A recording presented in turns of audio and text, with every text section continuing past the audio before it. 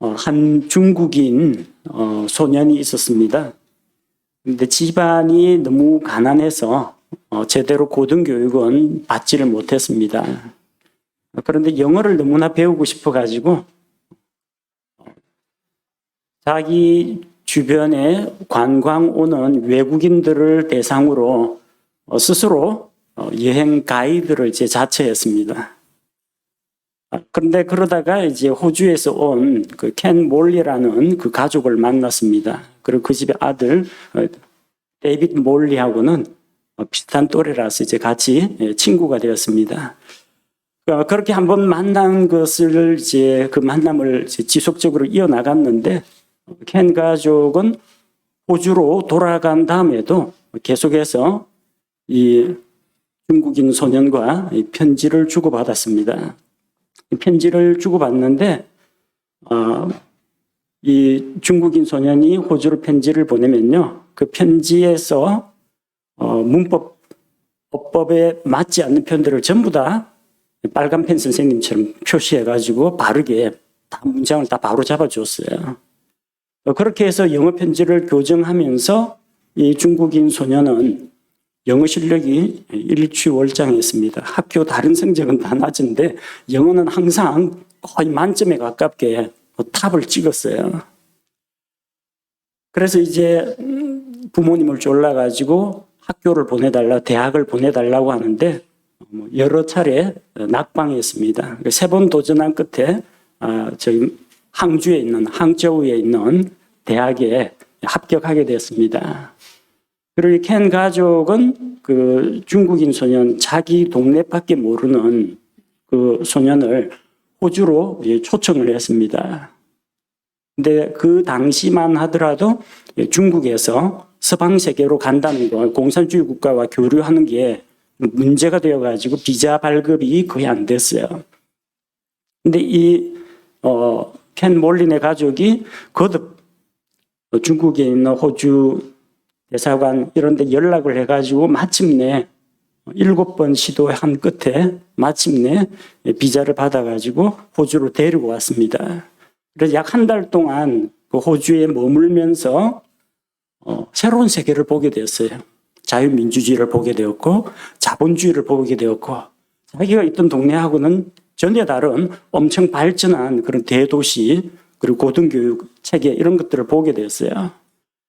거기에서 이제 세상을 보는 눈이 트인 겁니다. 돌아가서 열심히 공부하고 나중에 유학도 가고 해서 세계적으로 유명한 인터넷 전자상거래 기업을 세우게 됩니다. 이 사람이 바로 세계적인 대기업 알리바바의 회장으로 있는 마윈이라는 사람입니다. 한자로 읽으면 마운이라고 하는데 마윈 회장. 그런데 이 사람이 이제 그렇게 성공해가지고 알리바바, 우리 온 알리익스프레스 바로 그겁니다.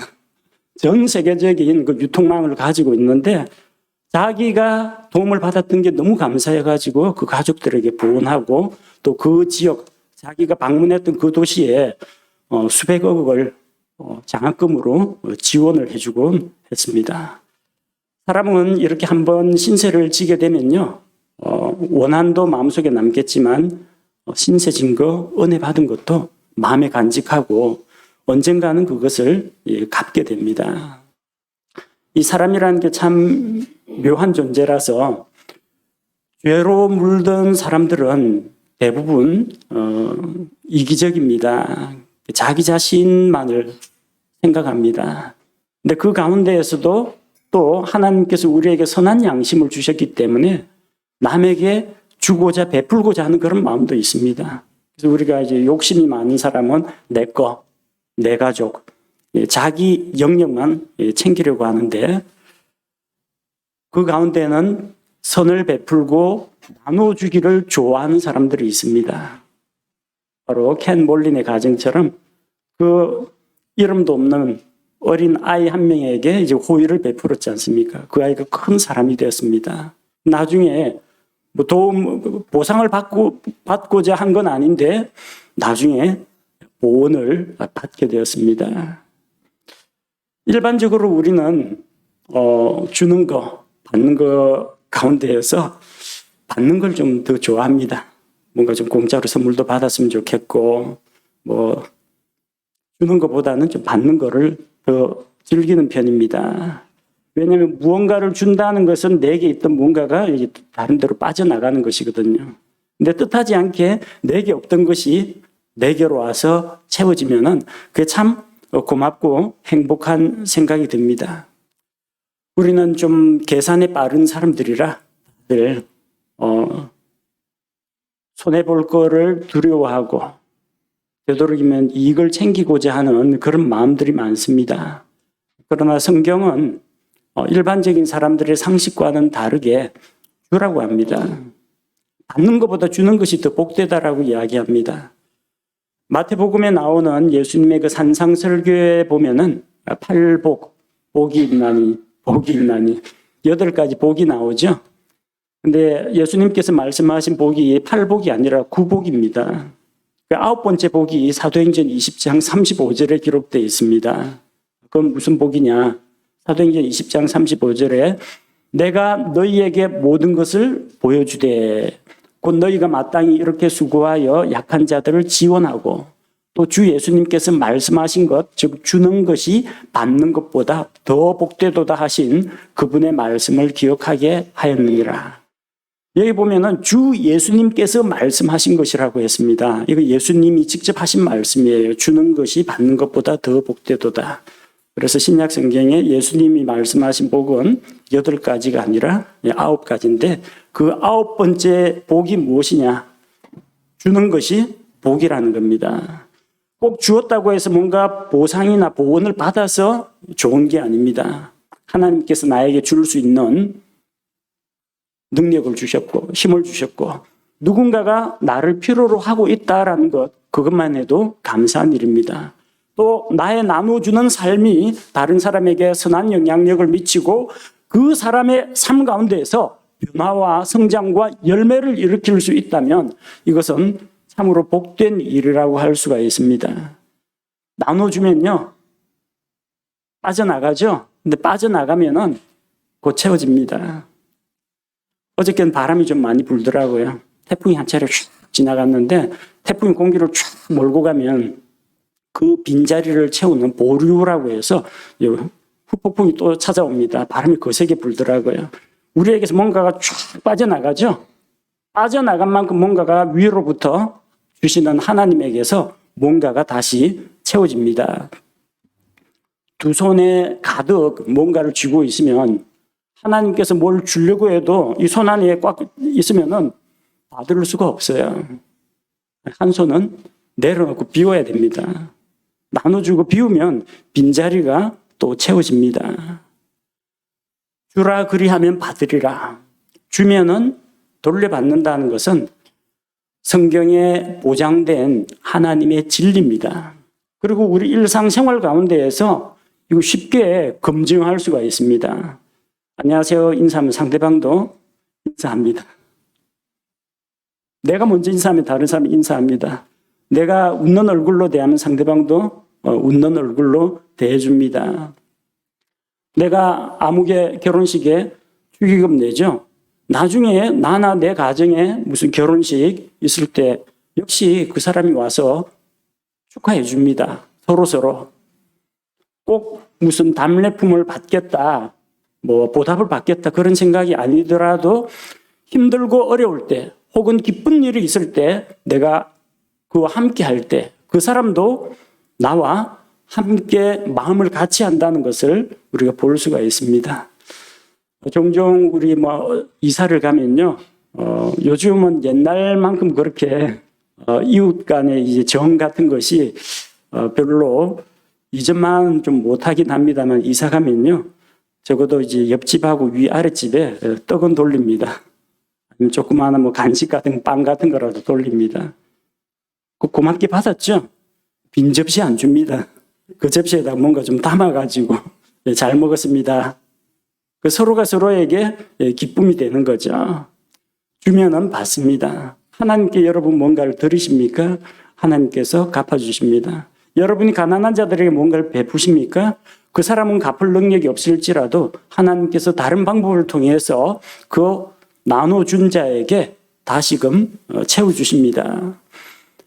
그래서 오늘은 성경 말씀을 통해서 우리가 다른 사람들에게 나눠줄 때 돌려받는다는 이 성경적 진리를 재확인하고 또 하나님 앞에서 받기만 하는 자보다는 베풀고 주는 자가 되기 위해서 이 말씀을 함께 상고하겠습니다. 다른 사람들에게 나눠주면 보답을 받는다. 이 성경에 수많은 사례들이 기록되어 있습니다. 그중에 우리가 가장 쉽게 떠올릴 수 있는 게 기근을 만났을 때 엘리야에게 도움을 주었던 사르밧의 과부 이야기가 떠오릅니다. 엘리야는 기근을 피해서 이스라엘을 떠나서 시돈 지방으로 갔습니다. 그쪽이라고 넉넉한 건 아닙니다만 기근의 피해가 상대적으로 적었습니다. 왜냐하면 두로 시돈 지역은 이제 물류 유통이 활발한 곳이기 때문에. 근데 그 집에서 갔는데 하필이면 이제 가난한 과부를 만났습니다. 그 가난한 과부에게는 자식하고 그냥 먹고 죽을 마지막 양식이 조금 남아 있었습니다. 그런데 엘리야의 요청으로 그 과부가 자기에게 있는 마지막 양식, 그 밀가루로 빵을 구워가지고 엘리야에게 대접을 했습니다. 어떻게 됐습니까? 이제 먹을 거 다 떨어졌으니까 그 자리 거기서 굶어 죽었느냐? 그렇지 않습니다. 그 과부의 집에는 하나님께서 기근이 계속되는 그 내내 양식과 기름이 떨어지지 않게 해주었습니다. 그 과부가 넉넉한 가운데서 드렸던 게 아닙니다. 자기도 없고 부족한 가운데 하나님의 사람을 대접했던 것입니다. 빌립보 교회가 고린도 교회만큼 부자는 아니었습니다. 정말 힘들고 가난한 사람들이 많았습니다. 마케도니아 지역에 있던 성도들이 그럼에도 불구하고 풍성한 연보를 할 수가 있었던 것은 예수님께서 가르쳐 주신 이 진리, 주는 것이 받는 것보다 더 복되다는 이 말씀을 믿고 따랐기 때문입니다. 과부는 엘리야를 대접했는데 엘리야는 뭔가 베풀어 줄 것이 없었습니다. 엘리야는 가진 것이 없었지만 하나님께서 엘리야를 대신해서 그녀의 집에 양식을 주셨습니다. 그리고 그 집 아이가 죽었을 때 그 아이를 죽음에서 다시 살려주었습니다. 주면은 받습니다. 두 번째, 신약 시대로 넘어와서 예루살렘 교회와 이방인 교회의 관계를 우리가 살펴볼 수가 있습니다. 예루살렘 교회에 스데반의 순교와 함께 큰 핍박이 일어나서 사도들을 제외하고 수많은 사람들이 유대와 사마리아로 흩어졌습니다. 또 더 멀리 다른 이방인 국가로 흩어졌습니다. 유대와 사마리아 지역에 교회가 생겼습니다. 복음의 말씀이 퍼져나갔습니다.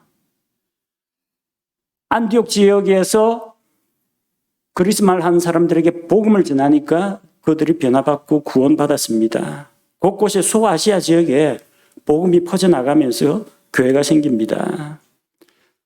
유대인들은 이방인들에게 하나님의 생명의 말씀, 복음의 말씀을 나눠주었습니다.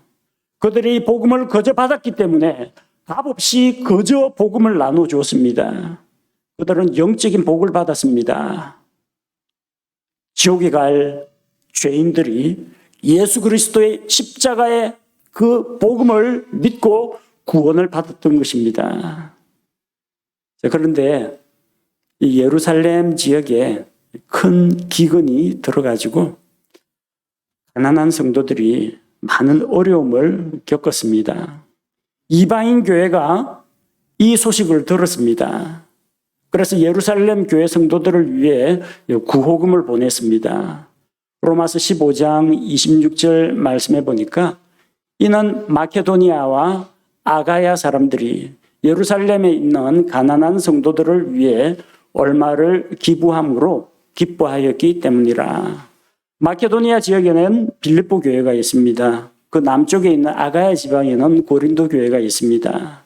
그 이방인들이 얼굴 한번 본 적이 없는 예루살렘 교회 성도들을 위해서 기부를 했다는 겁니다. 구호금을 보냈습니다. 그들은 영적인 복을 받았습니다. 복음을 전해 들었습니다. 그리고 자기들이 가지고 있는 이 물질적인 거, 이걸 가지고 재정적으로 예루살렘 교회에 보내서 후원을 했습니다. 내가 다른 사람에게 베푼 것이 반드시 곧이곧대로 똑같은 형태로 나에게 되돌아오지는 않습니다. 어떤 때는 다른 모습으로 돌아오기도 합니다. 물질적인 후원을 해주고 영적인 복을 받을 수도 있습니다. 영적인 것을 나눠주고 물질적인 것을 선물로 받기도 합니다. 때로는 나눠줬는데 나눠주기만 하고 돌아오는 게 없을 수도 있습니다. 그럴 때 기뻐하십시오. 여기서 못 받은 거 하늘에서 더 큰 것으로 돌려받기 때문입니다. 사도행전 28장에 보면요, 바울이 어떤 멜리데라는 섬에 표류하게 됩니다. 바울은 죄수의 신분으로 로마 황제 앞에서 재판을 받기로 예정되었습니다. 그래서 죄수의 신분으로 배를 타고 다른 죄수들과 함께 로마로 가는 길인데 배가 폭풍을 만났습니다. 배가 파손해서 간신히 멜리데 섬에 표류하게 되었습니다. 자, 그 멜리데라는 그 섬에 있던 원주민들은 이 폭풍을 피해가지고 간신히 구사일생으로 살아남은 그 배에 있던 사람들을 반갑게 맞이하고 그들을 위해서 불을 피워주고 먹을 것을 제공했습니다. 예, 원주민이라고 하니까 여러분들 창 들고 낯선 사람들 사냥하고 공격하는 이런 걸 우리가 영화나 이런 데서 많이 봤는데, 이 섬 사람들은 그만큼 또 하나님 주신 그 선한 양심을 가지고 나누고 베푸는 것을 또 좋아했습니다. 바다에서 힘겹게 파도와 폭풍과 싸우다가 지친 몸으로 간신히 상륙한 사람들을 따뜻하게 돌봐 줬습니다. 그 많은 사람들에게 베풀어 주고 뭔가를 돌려받겠다는 생각은 하지 않았습니다. 아낌없이 주었습니다. 그 결과 또 그들 역시 도움을 받게 됩니다. 멜리데 섬, 그 섬의 우두머리 보블리오라는 사람이 있는데 그 섬의 이제 주장이죠. 그 주장의 아버지가 심한 열병으로 앓아 누웠습니다. 질병을 앓게 됐는데 바울이 그걸 고쳐주었습니다. 그 소식을 듣고 그 섬에 있던 원주민들 상대적으로 의료 혜택을 못 보던 이런 사람들이 다 나와서 바울에게 나와서 병고침을 받았습니다. 그들은 이 난파선에서 간신히 표류해가지고 살아남은 사람들에게 따뜻한 잠자리를 제공하고 먹을 것을 주었는데 이제는 바울을 통해 가지고 자기들이 병고침을 받게 되었습니다. 신세를 졌죠. 병고침을 받았으니까. 어떤 일이 일어납니까? 이제 그 다음에 배가 출항을 해서 이제 바울 일행이 다시 그 섬을 떠나게 됩니다. 바울 일행이 떠날 때 그 은혜를 입었던 멜리데 섬 사람들이 그들의 항해에 필요한 것들을 전부 다 배에다가 채워줍니다. 물이니 양식이니 이런 것들을 다 챙겨줍니다. 문명과 멀리 떨어진 곳에서 살아가던 이런 사람들도 누군가로부터 신세를 졌으면 은혜에 보답해야 한다라는 것을 알고 있습니다. 그래서 주면 받는다. 이것이 하나님의 진리라는 것을 성경 여러 곳에 나오는 사례들을 통해서 우리가 알 수가 있습니다. 여러분은 혹시 다른 사람에게 베풀어 주고 또 상대방에게 돌려받은 적이 있습니까? 혹은 내가 나눠줬는데 상대방은 나에게 돌려주지 않았는데 하나님께서 나에게 채워주시고 갚아주신 적이 있습니까? 우리는 그 돌려받는 그 기쁨을 위해서 주는 것은 아닙니다. 그냥 줍니다. 돌려받는 것은 열매로 자연스럽게 따라오는 자연스러운 현상입니다. 그래서 오늘 이 말씀은 어떻게 하면 많이 돌려받을까? 이게 목표가 아니고요. 주라, 나눠주라, 베풀어주라, 먼저 섬기라. 이것이 우리의 관심사입니다. 왜? 예수님께서 주는 것이 받는 것보다 더 복되도다 말씀하셨기 때문입니다. 그래서 주려면 우리가 어떻게 줄 것인지 성경적인 나눔, 성경적인 섬김에 대해서 함께 살펴보려고 합니다. 자, 첫째는 줄 때 남들이 모르게 주라는 겁니다. 예수님께서는 구제할 때 은밀하게 하라고 하셨습니다. 마태복음 6장 3절에 오직 너는 구제할 때에 내 오른손이 하는 것을 내 왼손이 모르게 하여. 여러분 이게 가능합니까? 오른손이 하는 걸 왼손이 모르게. 제일 가까이 있는데 두 손이. 그만큼 은밀하게 하라는 겁니다. 뭐 자기 자신은 속일 수가 없겠죠. 내 오른손이 하는 거 왼손이 하는 거 내 머리가 내 혼이 이미 알고 있으니까. 근데 그 당시에는 그렇지가 않았다는 겁니다. 위선적인 행동을 하던 이 바리새인들, 율법학자들 이런 사람들은 당시에 구제를 할 때 남 몰래 다른 사람에게 슬그머니 갖다 주는 게 아니라 시장이나 이 거리나 이런 데에서 사람을 시켜 자기 앞에서 나팔을 불게 합니다. 그럼 나팔 소리가 나면 사람들이 모여들거든요. 그 자리에서 이제 가난한 거지에게나 누구에게나 구호품을 전달해 줬습니다. 그래서 자기의 의를 드러낸 것입니다. 다른 사람들에게 뭔가 주면서 자기의 관대함과 선행을 대외적으로 알리려고 하는 그런 욕심이 있습니다. 이런 사람들은 재물에 대한 욕심은 없는데 명예에 대한 욕심이 좀 강한 사람들입니다.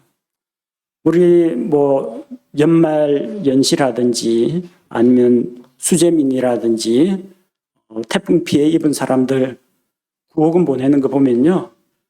은밀하게 하는 사람이나 은밀하게 하는 단체들도 있는데 어떤 사람들은 텔레비전 화면에 자막이 뜹니다. 그래서 아무개 무슨 기업 회장, 뭐 매덕, 누구 어느 무슨 협의회 몇 천만 원 해가지고 누구 임직원 일동 얼마 다 일일이 광고를 해줍니다. 그렇게 광고를 하면은 기업 입장에서는 대외적으로 이제 홍보가 되는 거죠. 그거 노리고 하는 겁니다. 그리고 물론 세금 감면 혜택도 받겠죠. 뭔가 어떤 다른 구호, 구제라는 것 이외에 다른 목표가 있는 것입니다. 제가 이전에 교회 다닐 때만 해도요. 주일 예배 시간에 이거 헌금을 목사님이 발표를 했습니다. 아무개 성도 11조 했습니다. 누구 감사연금 했습니다. 그 감사 제목까지 일러줘요. 아무개 뭐 누구 아들이 어디에 뭐 합격해서 뭐 감사했습니다. 다 불러줘요. 그 안 부른 사람은 뭐예요? 그날 헌금 안 한 사람이에요. 그 헌금 안 한 사람들도 또 풀이 죽어가지고 지난주에는 했는데 이번 주에는 못 했거든요. 한 달에 한 번 하거나 한 달에 두 번 하는 사람도 있는데 이름이 계속 올라오는 이런 사람들이 있어요.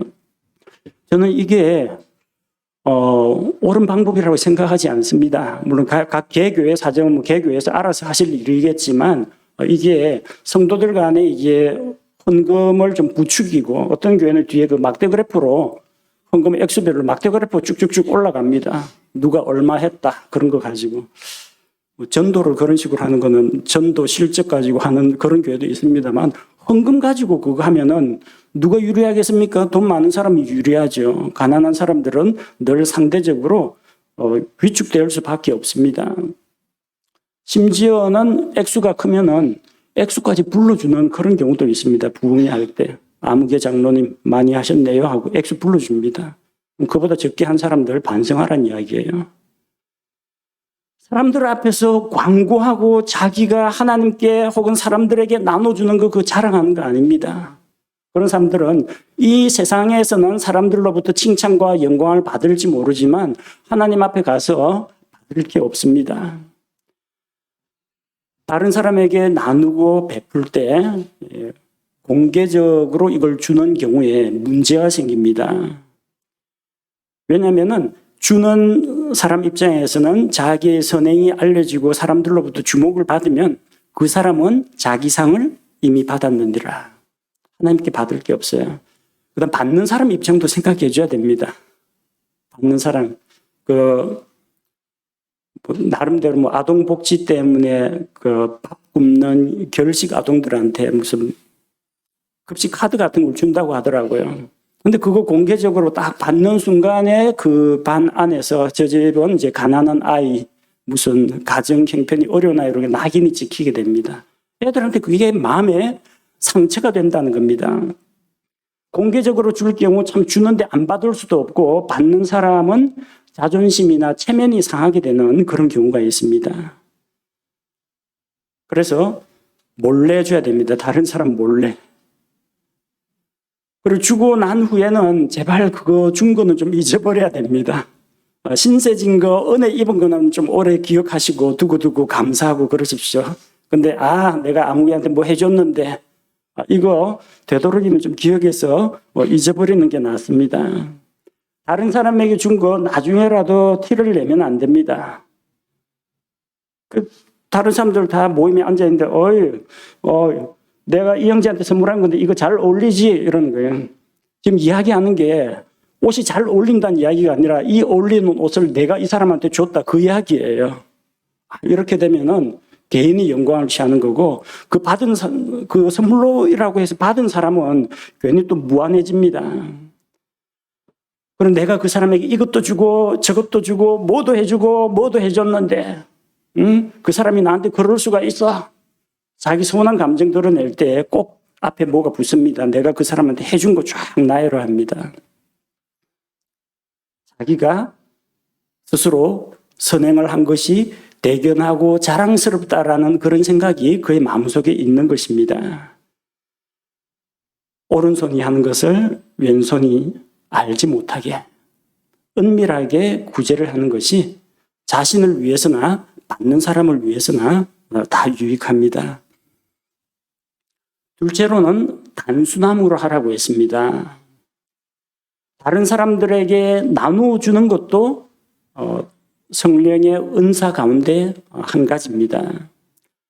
로마서 12장 8절 말씀에 보면은 로마서 12장 8절 권면하는 자는 권면하는 일로 섬기며 주는 자는 단순함으로 그 일을 하고 다스리는 자는 부지런함으로 긍휼을 베푸는 자는 즐거움으로 할 것이라고 했습니다.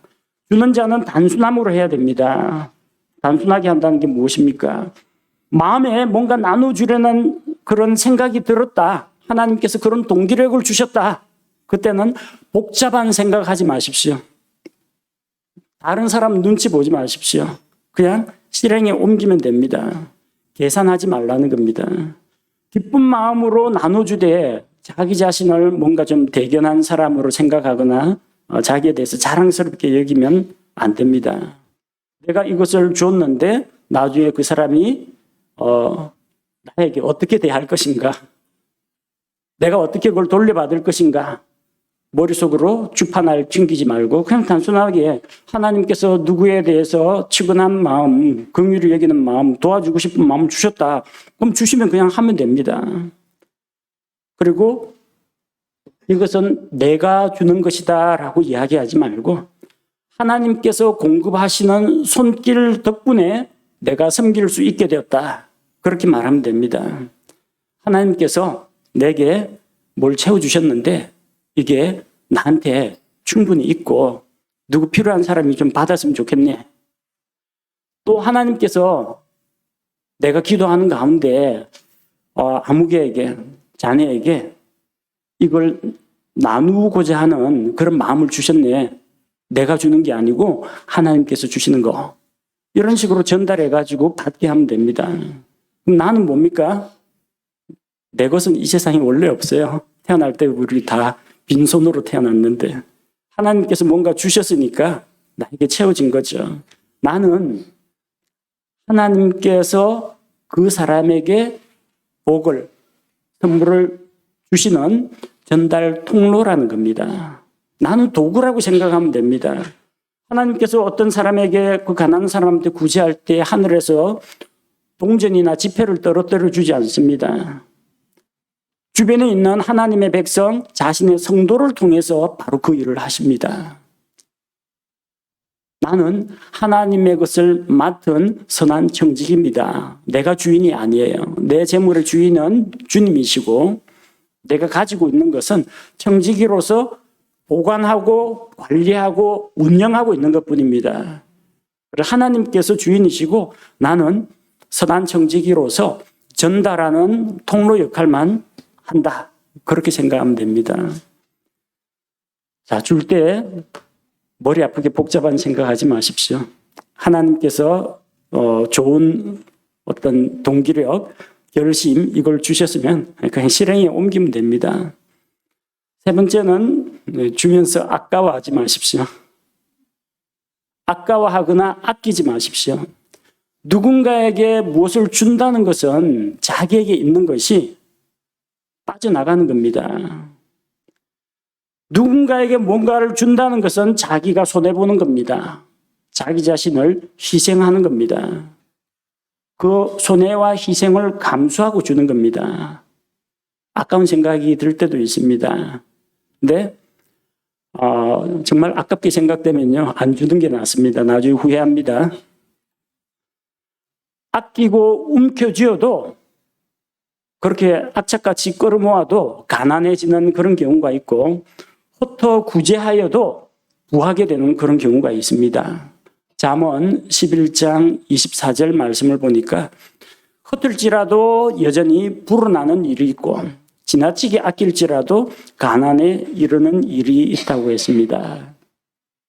주면서 줄까 말까 망설이거나 아깝다는 생각이 들면요, 아까우면은 하지 마십시오.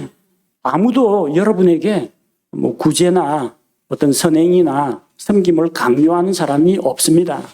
마음에 자원하는 마음이 있으면은 하면 됩니다. 아까워하는 마음으로 주면은 나중에 본전 생각납니다. 괜히 했다라는 후회감이 들 수가 있습니다. 우리 교회 3층에 보니까 저 간식 창고가 있더라고요. 누가 언제 뭐 사다 놨는지 저는 모릅니다. 근데 보니까 계속 뭐 메뉴도 바뀌고 누군가가 어쨌든 재놓더라고요. 한 사람이 아니에요. 이 사람 저 사람. 그 몰라도 좋습니다.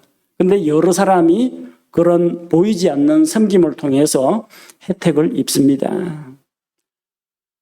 아까워하는 마음이 있으면은 한번 쉬시고 안 하시면 되고요.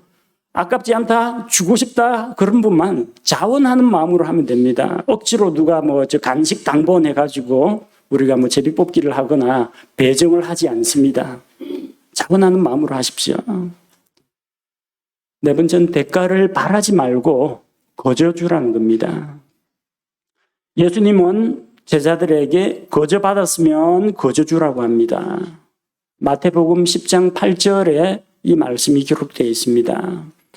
병든 자들을 고쳐주고 나병 환자들을 정결하게 하며 죽은 자들을 살리고 마귀들을 내쫓되 너희가 거저 받았으니 거저 주라.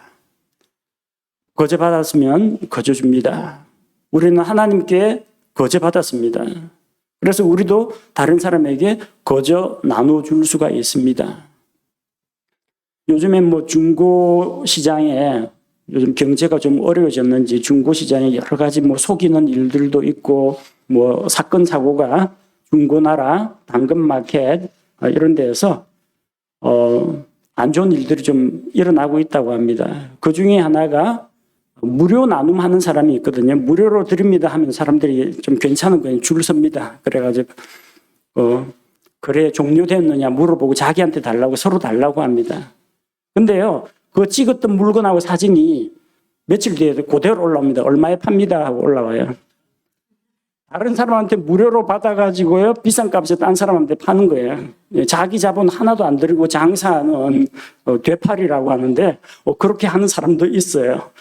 자기는 무료로 받았는데, 그러니까 자기가 필요해서 받은 게 아니에요.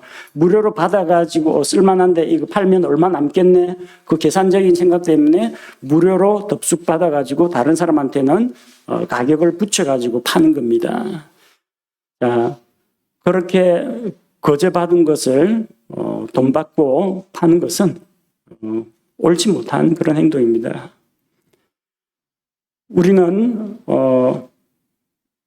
거저받은 것을 거저줘야 합니다. 돌려받을 것이라고 예상을 하거나 기대를 하거나 하지 말고 거저받았으니 거저 나눠줘야 됩니다.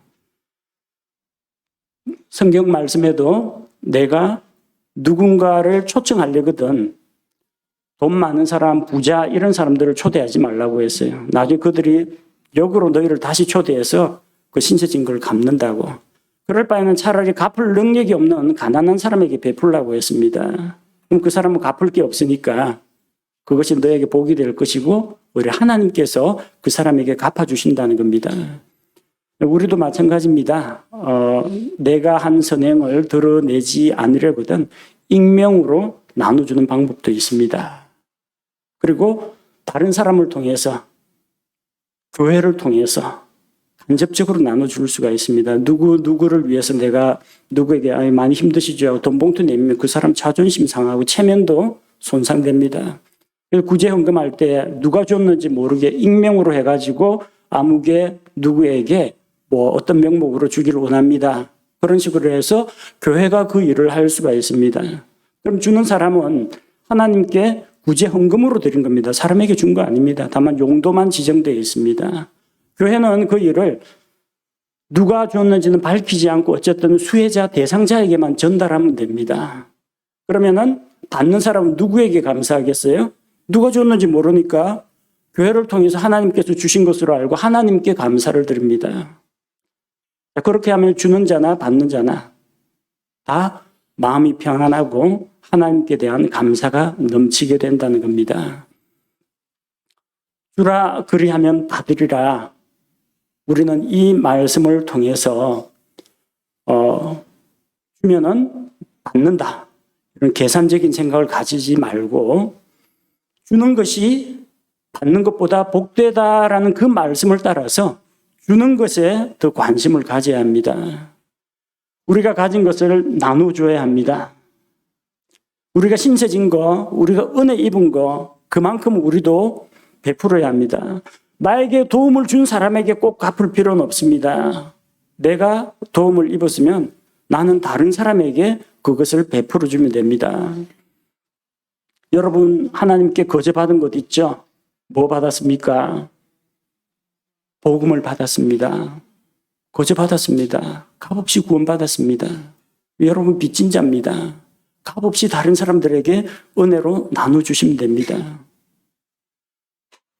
누군가의 섬김을 통해서 주일 점심 식사를 맛있게 했습니다. 나도 내 차례가 되면 혹은 자원하는 마음으로 뭔가 성도들을 섬기면 모든 사람에게 특정한 어떤 사람에게가 아니라 모든 사람에게 베풀어 주면 됩니다. 서로가 서로를 섬기면 됩니다.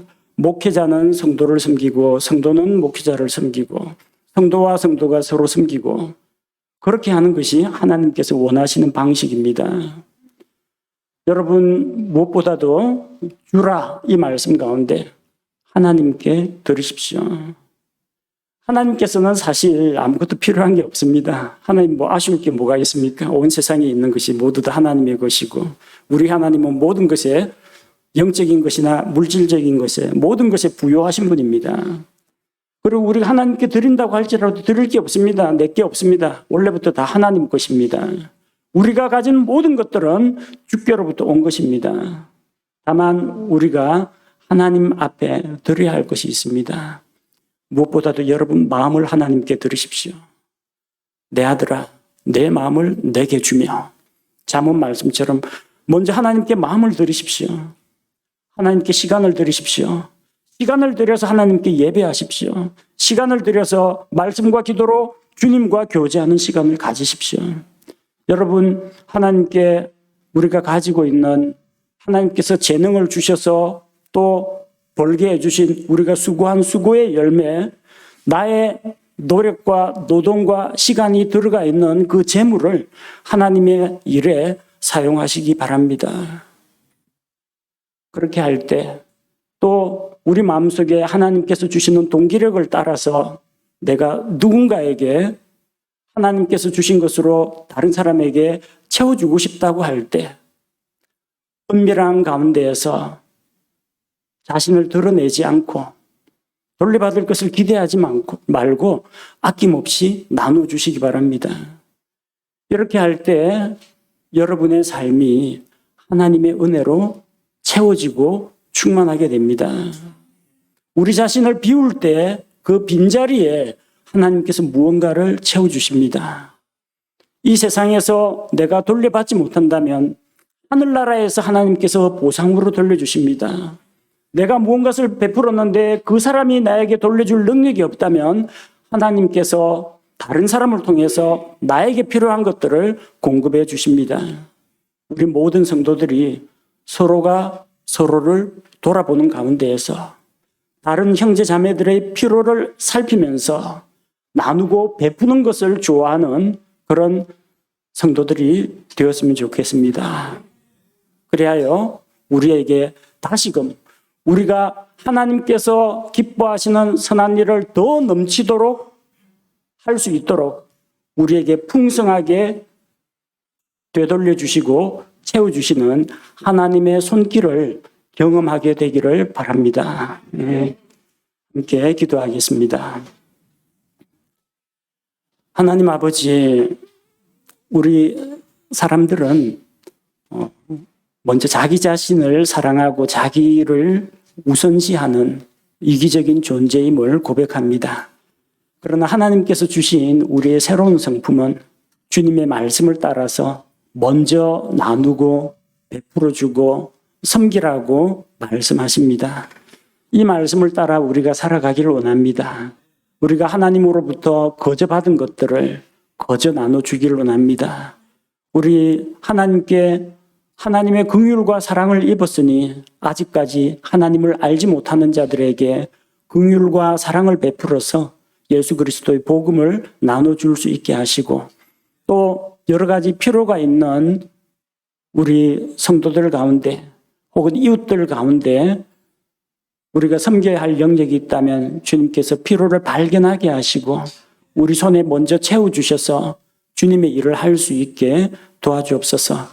또 이렇게 나누고 섬기는 것을 통하여서 우리의 믿음이 자라게 하시고 하나님께서 우리 마음속에 기쁨으로 채워주시길 원하며 하나님께서 우리에게 더 좋은 것으로 보상해 주시기를 원합니다.